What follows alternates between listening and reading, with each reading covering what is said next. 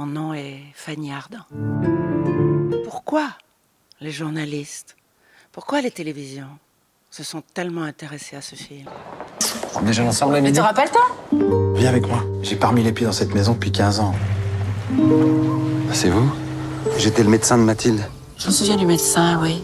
Mais il était beaucoup plus jeune que vous. Ah oui, mais ça c'est normal, c'était il y a 15 ans. Mais toi tu habites... Paris. Je viens ici pour me ressourcer. Bon bah merci Shona, c'était vraiment... Vraiment,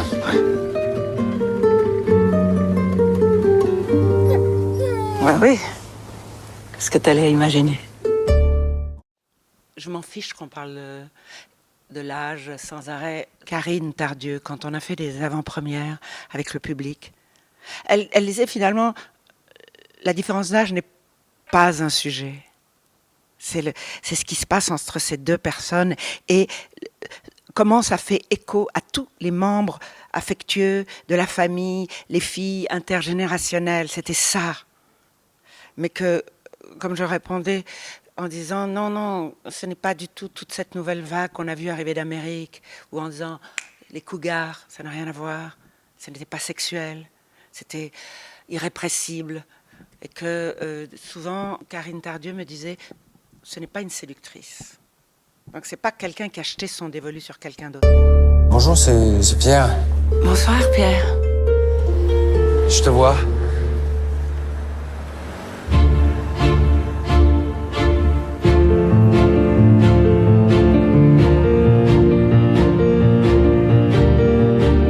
Maman, t'as rencontré quelqu'un? Bon, j'étais pas avec mes collègues, Jeanne. Je peux rien savoir. Ces deux personnes, au moment où ils s'y attendent le moins, et que c'est absolument la définition de l'amour. C'est quand on s'y attend pas, quand on l'attend pas, quand on ne fait pas de plan sur la comète, tu vois, et on pense même qu'on n'est plus fait pour ça. Mais l'amour a plus de tours dans son sac. Je vais avoir 71 ans. C'est qui? Shona Lozinski. C'est une vieille dame.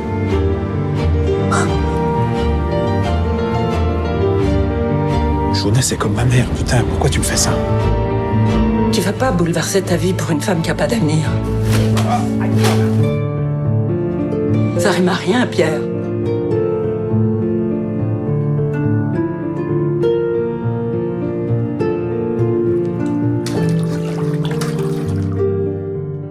Je pense qu'il existe aussi la grande attirance sexuelle.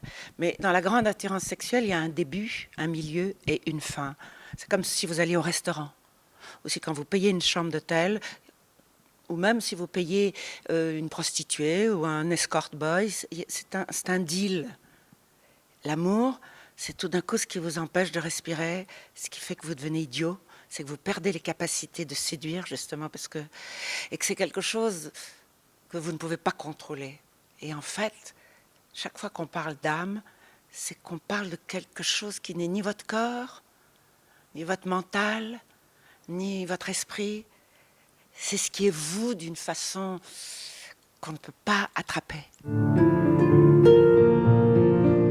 Je pense que être libre, c'est de faire de moins en moins confiance à la société.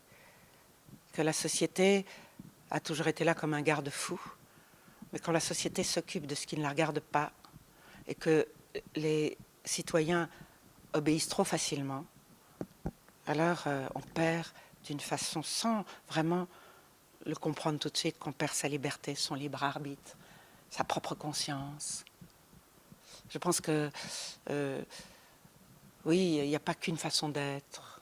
Il n'y a pas une modernité de l'être humain. L'être humain est une des choses les plus archaïques qui soit.